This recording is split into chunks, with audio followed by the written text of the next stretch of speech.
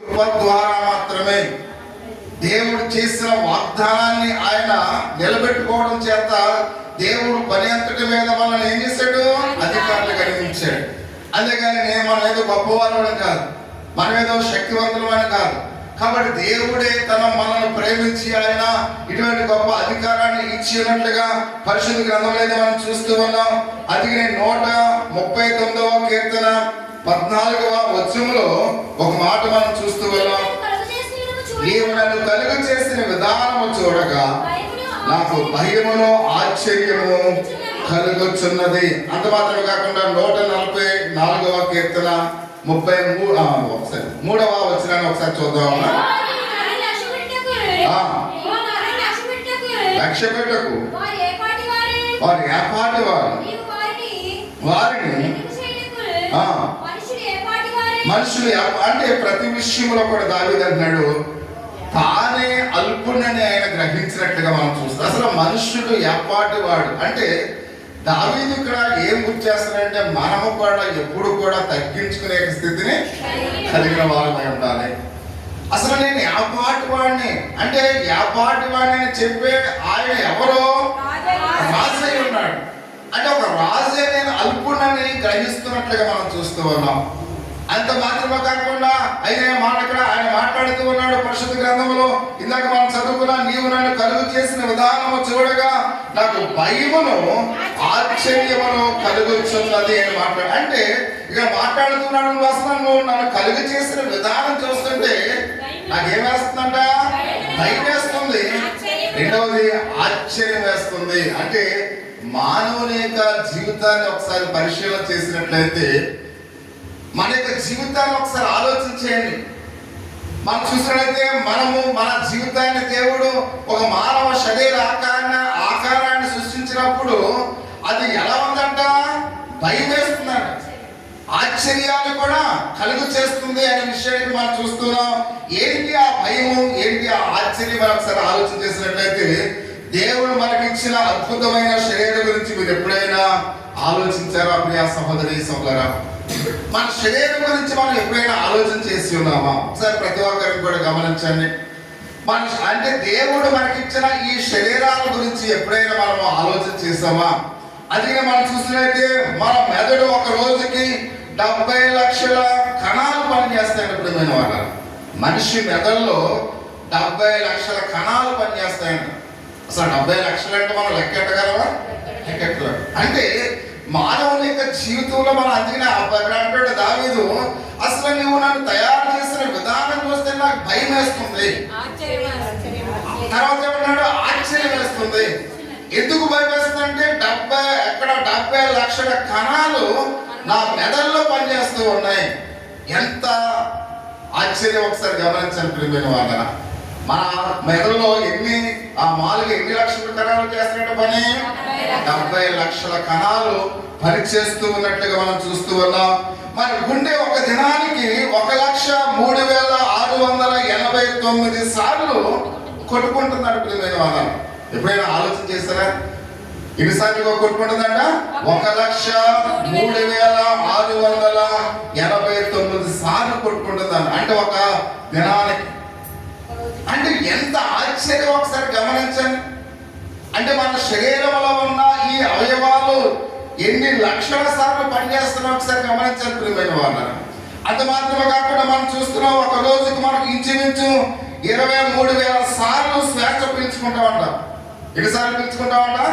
23,000 సార్లు శ్వాస. శ్వాస అంటే ఏంటి? అంటే మనం ఇలా 23,000 సార్లు అంటే చూడండి, ఒక్కసారి ఆగింది అనుకోండి గుండె ఏమవుతుంది? ఆగిపోతుంది. అంటే 23,000 సార్లు అది పనిచేస్తుంది అనే విషయానికి మనం చూస్తున్నాం. ఒకరోజు సగటున మనం 10,000 తలంపులు తలుస్తామంట.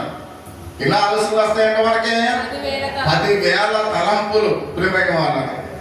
అంటే మనం మన తలంపులు చూడండి అంటే ఎన్నిసార్లు అంటే 10,000 సార్లు ఆలోచిస్తామండి. ఒక దినానికి మనిషి ఎన్నిసార్లు ఆలోచన చేస్తాడంటే 10,000 సార్లు ఆలోచన చేస్తాడు అని ఇక్కడ మనం చూస్తూ ఉన్నాం. 25,000 మాటలు మాట్లాడుతూ ఉంటాం మనం. ఎన్ని మాటలు మాట్లాడుతూ ఉంటా అమ్మా? చెప్పాలి 25,000 మాటలు ప్రియమైన వాళ్ళ. అంటే ఇన్ని వేల మాటలు సగటున ప్రతి మానవుడు కూడా మాట్లాడుతాడని వైద్య నిపుణులు అంచనా కట్టి వాళ్ళు ఆశ్చర్యపోయారంట ప్రియమైన వాళ్ళు. వైద్య నిపుణులు అన్ని కూడా అంచనా కట్టి వాళ్ళు ఏం చేశారంట, ఆశ్చర్యపోయారు. అంటే ఇక్కడ ఒక మానవుని యొక్క శరీరంలో దేవుడు ఇంతగా అంటే అమర్చి ఉన్నాడా? మానవ శరీరం పనిచేయడానికి మానవుల పట్ల దేవునికున్న ప్రేమ చూసి ఆ యొక్క వైద్యులు ఏమయ్యారంటే ఆశ్చర్యపోయారంటే ప్రియమైన వాళ్ళు. ఎంత అద్భుతం ఒకసారి గమనించండి.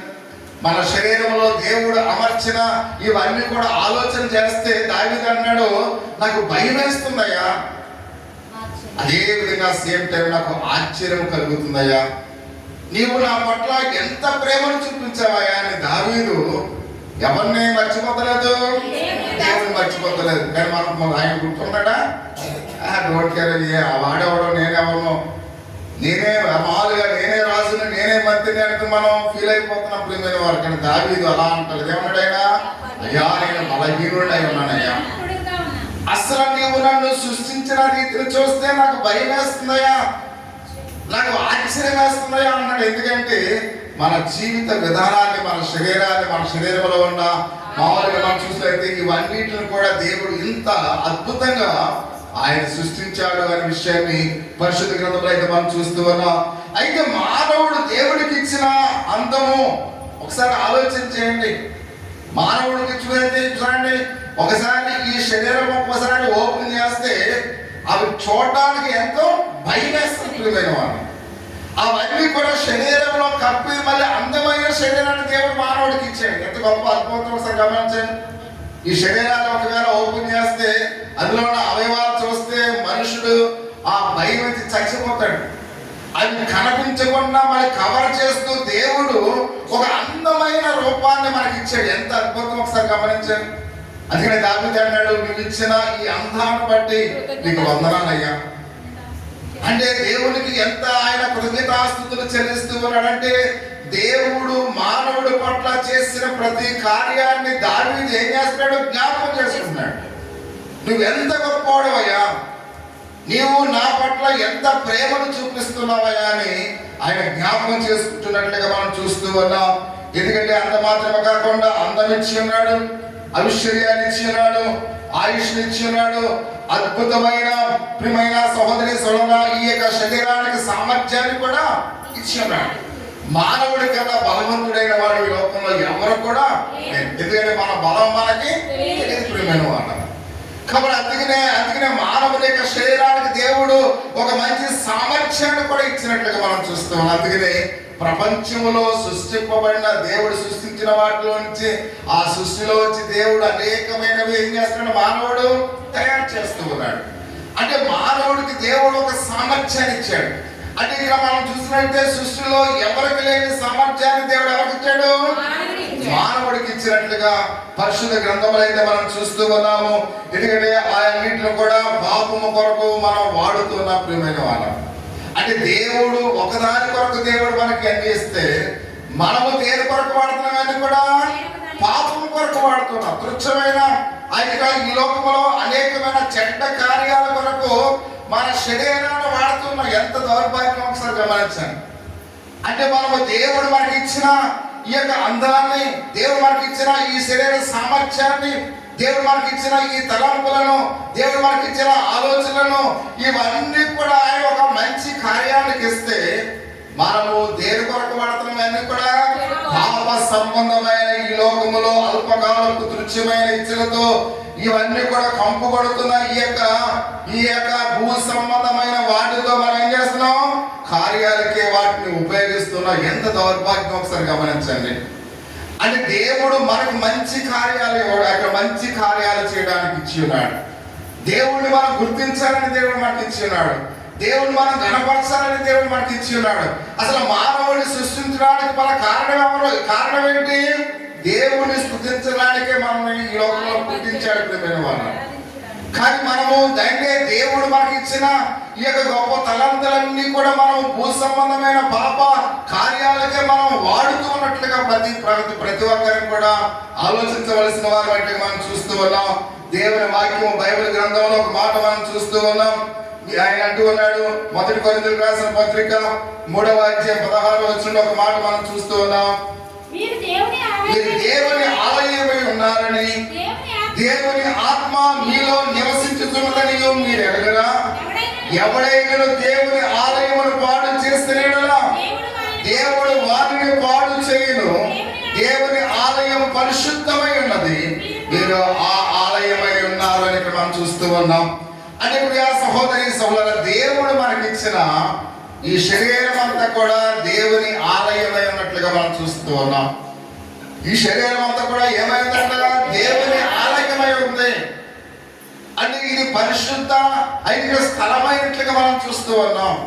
దేవుడు మనకి ఇచ్చిన ఈ పరిశుద్ధ స్థలాన్ని, దేవుడు మనకి ఇచ్చిన ఈ పరిశుద్ధ ఆలయాన్ని ఈ లోక సమానమైన పాప తుచ్చమైన ఆలోచనకి మనం ఏం చేస్తున్నాం? వీటిని ఉపయోగిస్తూ ఉన్నాం. ప్రియ సహోదరి సహోదరుడి, రాత్రి ప్రతి ఒక్కరిని కూడా గమనించండి. దేవుడు నాకు ఇచ్చిన ఈ శరీరమును, దేవుడు నాకు ఇచ్చిన ఈ శరీరంలో ఉన్న అనేకమైన అవయవాలని, దేవుడు నాకు ఇచ్చిన జ్ఞానాన్ని, దేవుడు నాకు ఇచ్చిన తలంపులను నేను దేవుని కొరకు ఉపయోగిస్తూ ఉన్నాను. దేవుడు నాకు ఈ పరిశుద్ధ ఆలయముగా ఆయన నాకు ఇచ్చిన ఈ యొక్క దేవుని యొక్క ఈ ఆలయాన్ని దేని కొరకు నేను ఉపయోగిస్తూ ఉన్నాను. ప్రతి ఒక్కరిని కూడా గమనించవలసిన వారు మనం చూస్తూ ఉన్నాం. కాబట్టి మనము ఇల్లు కట్టిన తర్వాత ఆ ఇంటిలో ఎవరు ఉండాలని మనం చూస్తాం? మన అబ్బాయి ఎవరో ఉండాలని మనం చూస్తాం. అంతేగాని మన శత్రువుగా ఆ గృహాన్ని ఇస్తాం మనం ఇవ్వం. ప్రియమైన వారు, అంటే మన ఆలయంలో ఎవరు ఉండాలని దేవుడు మనకు ఆలయాన్ని ఇచ్చాడు, తాను ఉండాలని ఇచ్చి ఉన్నాడు. కానీ మనల్ని మన యొక్క గృహంలో ఉంచుతున్నాం, సాతాను ఉంచుతున్నాం. అంటే పాప సంబంధమైన ఆలోచనలు ఎవరైతే కలిగి ఉంటారో వారి హృదయంలో ఎవరిని వాసన చేస్తున్నారు? సాతాన్ని వాసన చేస్తూ ఉన్నాడు. అంటే సాతాను ఉండడానికి ఈ యొక్క గృహాన్ని దేవుడు ఇవ్వలేదు. ప్రియమైన వారు, సాతాను ఉండడానికి ఈ దేవాలయాన్ని దేవుడు ఇవ్వలేదు. ప్రియమైన వారు, అంటే దేవుడు తాను నివసించడానికి ఇచ్చిన ఈ దేవాలయంలో మనం ఏం చేస్తున్నాం? సాతాను ఉంచుతున్నాం. ప్రియ సహోదరి, అందుకనే దేవుని ఆలయమును పాడు చేసినట్లయితే నేను మిమ్మల్ని పాడు చేస్తానని చెప్తున్నాడు. అంటే నీ దేహము నీది కాదు, విలువ పెట్టి కొనబడినదని మనం చూస్తూ ఉన్నాం. ఈ దేహాన్ని దేవుడు తన స్వరక్తం ఇచ్చి ఆయన కొన్నాడు. ప్రియమైన వారు, అందుకనే మన దేహం మంద కాదు. కాబట్టి ప్రతి విషయంలో మనం గమనించాలి. ఒకవేళ మనం బస్సు ఎక్కేటప్పుడు ఆ కిటికీలో నుంచి ఏం చేస్తాం? కచ్చి వేస్తాం. ఇది నా సీటు అంటాం. అవునా అమ్మా? ఏం చేస్తారు మీరు? బస్సు ఎక్కేటప్పుడు గబగబా ఎక్కడో లేట్ అవుతుందని, ఆ గుమ్మం దగ్గర ఉందని ఏం చేస్తాం? ఆ కిటికీ దగ్గరే ఉందని కచ్చిపు ఇలా వేస్తాం. ఎవరైనా కూర్చున్నాడు అనుకోండి, లేక ఈ సీటు నాదే అంటాం. నందూరు వచ్చేసిన తర్వాత ఆ సీట్ నీదైతే నువ్వు పట్టుకొచ్చేస్తావా అమ్మా? ఆ సీట్ అక్కడే పడ్డది, నువ్వు దిగి వచ్చేస్తాం. కానీ ఉన్నది చెప్పేమన్నా ఈ సీటు నాది అన్నాం. అలాగే నీ శరీరంలో నుంచి నీ ఆత్మ వెడలిపోతే అప్పుడు దాకా నీతో మాట్లాడిన వాళ్ళు శవం అంటారు. అప్పుడు దాకా నీతో ఎంతో సంతోషంగా మాట్లాడారు, అప్పుడు దాకా నీ ఎంతో నీకుతో ముచ్చటించారు. అప్పుడు తర్వాత నువ్వేమంటారు? ఇది శవం ఇది అని అందరూ భయపడిపోయి పారిపోతారు. అంటే ఒకప్పుడు అందులో ఏముంది? ఆత్మ ఉంది. ఆ ఆత్మ వెడలిపోతే నీ దేహము అక్కడ గొడవ పడుతుంది. ప్రియమైన వాళ్ళరా, ఒకరోజు చూస్తారు, మామూలుగా ఒక రెండో రోజు కావాలంటే బాక్స్ తెస్తారు, మూడో రోజు కావాలంటే తీసుకెళ్ళి అంతేగాని ఇంట్లో ఏమైనా పెట్టుకుంటారా? అంటే ఈ యొక్క దేహములో ఆత్మ ఉన్నంత చేపే మన విలువ. ప్రియమైన వాళ్ళ, ఈ దేహములో ఆత్మ వెడలిపోతే దాని విలువ లేదు. అందుకని అంటున్నాడు, దేవుడు మాట్లాడుతున్నాడు. కాబట్టి మీ దేహము విలువ పెట్టి కొనబడినది. ఆ విలువ పెట్టి విలువైన ఈ దేహములో, పరిశుద్ధమైన ఈ దేహములో దేవుడు నివసించాలని ఆశపడుతూ ఉన్నాడు. కానీ మీరు ఆయనకు సమయం ఇవ్వకపోతే ఆయన మిమ్మల్ని పాడు చేస్తాడు అని పరిశుద్ధ గ్రంథంలో చాలా తేటతెల్లగా ఆయన మాట్లాడుతూ ఉన్నట్లుగా మనం చూస్తూ ఉన్నాం. పరిశుద్ధ అంటే దేవుని ఆలయం ఎలాంటిదంట? పరిశుద్ధమైనది. మీరు ఆలయమై ఉన్నారని మాట్లాడుతున్నాడు. నేడు అనేకులు మరణ పడకల మీద చేరిన తర్వాత, ఆస్తిపాస్తులన్నీ కూడా పోయిన తర్వాత, కాబట్టి పోగొట్టుకున్న తర్వాత, అనారోగ్యంతో ఇంకా కృషించిపోతూ నీరసించిన తర్వాత ఎవరు కూడా మనతో మాట్లాడినప్పుడు, కాబట్టి అష్ట కష్టాలు మారిన తర్వాత అప్పుడు మనకు ఎవరు గుర్తొస్తారు? యేసయ్య గుర్తొస్తాడు. అంటే మనకు అన్ని బాగుంటే ఎవరు గుర్తురారు. కాబట్టి మనకు ఎప్పుడైతే అనారోగ్యం వస్తుందో, మన దగ్గర ఉన్న డబ్బులన్నీ కూడా అయితే ఇక్కడ మనం మాలుగా పోతున్నాయో, ఎప్పుడైతే మనం బలహీనం అయిపోతూ ఉన్నామో, కాబట్టి ఎప్పుడైతే ఇవన్నీ కూడా పోగొట్టుకున్న తర్వాతే అప్పుడు ప్రభు దగ్గరికి రావడానికి ఇష్టపడతాం. ప్రియమైన వాళ్ళ అందుకనే పరిశుద్ధ దేవునికి లేఖన భాగం మనం చూస్తూ ఉంది. అది అంటున్నాడు, మనం అలాగ ఉండగా భూ సంబంధమైన వాటి మీద మనసు పెట్టక, మనల్ని ఎవరైతే విమోచించి ఉన్నారో, పరలోక రాజ్యం నుండి ఎవరైతే దిగి వచ్చి ఉన్నారో, విమోచన కార్యాన్ని ఎవరైతే చేసి ఉన్నారో, పరలోక రాజ్యానికి ఎవరైతే ఆరోహణం అవుతూ ఉన్నారో, ఆయన త్వరగా రాయనై ఉన్నాడు కనుక యేసు వైపు మనము చూడాలి. ప్రియమైన వాళ్ళ కాబట్టి అందుకనే మనం కూడా ఈ లోకంలో ఉన్నవారి వల్లే ముసలాళ్ళు అయిపోయిన తర్వాత మనం ఎవరో మనతో మాట్లాడలేదు అనుకోండి, ఒకవేళ ముసలాళ్ళు ఇంటికంటే ఫ్యాన్ వేస్తారు వాళ్ళకి. ముసలాళ్ళు ఎవరైనా ఫ్యాన్ ఏమంటే వేస్తారు ఇంటికంటే మీరు చర్చిలోకి వచ్చి ఆఖరికి అప్పుడు కూడా ఇలా అనుకోని వీళ్ళు ఏం చేస్తారు, వేసేస్తారు. అంటే ఇంటికాడ ఫ్యాన్ వేస్తారు కదా, అంటే వాళ్ళు మిమ్మల్ని ఎవరిని కూడా కించపరచడానికి ముసలాడు ఏంటంటే పుట్టిన కాడి నుంచి ఫ్యాన్